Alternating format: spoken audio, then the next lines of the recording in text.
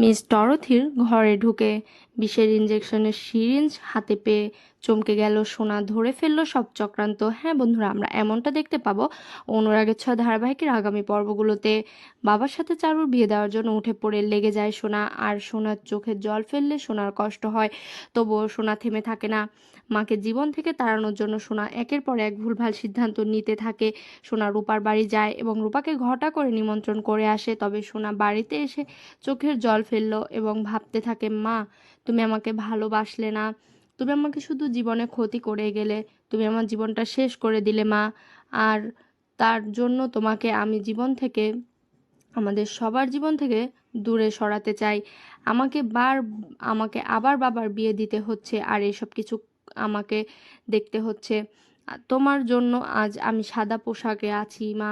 আমি তোমাকে কোনোদিন ক্ষমা করব না, কোনোদিন না। সোনা নিজে যখন ঘরে বসে সব ভাবতে থাকে, হঠাৎ সোনা জানলা দিয়ে দেখতে পায় কেউ একজন বাইরে বেরিয়ে গেল সেনগুপ্ত বাড়ির মেন গেট দিয়ে।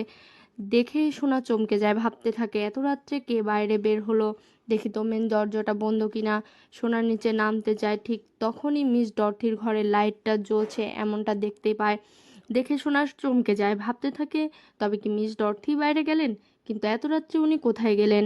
এগিয়ে যায় সোনা, ঘরের মধ্যে ঢুকে ডাকতে থাকে, মিস ডরথি, মিস ডরথি আপনি কোথায়। মিস ডরথিকে খুঁজে পায় না সোনা। ভেতরে ঢুকে সোনা চারিদিকে খুঁজতে থাকে, ওয়াশরুমেও দেখে কিন্তু কোথাও খুঁজে পায় না। হঠাৎ সোনা খেয়াল করে মিস ডরথির টেবিলের উপর একটি ইঞ্জেকশনের সিরিঞ্জ এবং কিছু ওষুধ রাখা আছে, যেটা দেখে সোনা চমকে যায়। এগিয়ে যায় এবং হাতে নিয়ে দেখে এই ইঞ্জেকশন একটা বিষাক্ত ইঞ্জেকশন, এবং পাশে যে ওষুধগুলো রয়েছে সেগুলো তার বাবা খায়। দেখে চমকে যায় সোনা, ধরে ফেললো সব চক্রান্ত। বুঝতে পারে যে তার মানে এই ডরথি সে অন্য কেউ, সে যে বাড়িতে রয়েছে এবং এই তার বাবাকে অসুস্থ করে রেখেছে। তো বন্ধুরা, তোমরা এমনটাই তো চাও, এভাবে যেন ডরথির ঘরে বিষের ইঞ্জেকশন আর কিছু ওষুধ পেয়ে যায় সোনা, এবং সোনা যেন বুঝতে পারে এইসব চক্রান্তের পিছনে এই ডরথিরূপী রুডি। কমেন্ট করে জানাতে ভুলো না। আর হ্যাঁ, অনুরাগের ছোঁয়ার সমস্ত আপডেট পেতে আমাদের চ্যানেলকে এক্ষুনি সাবস্ক্রাইব করো। ধন্যবাদ।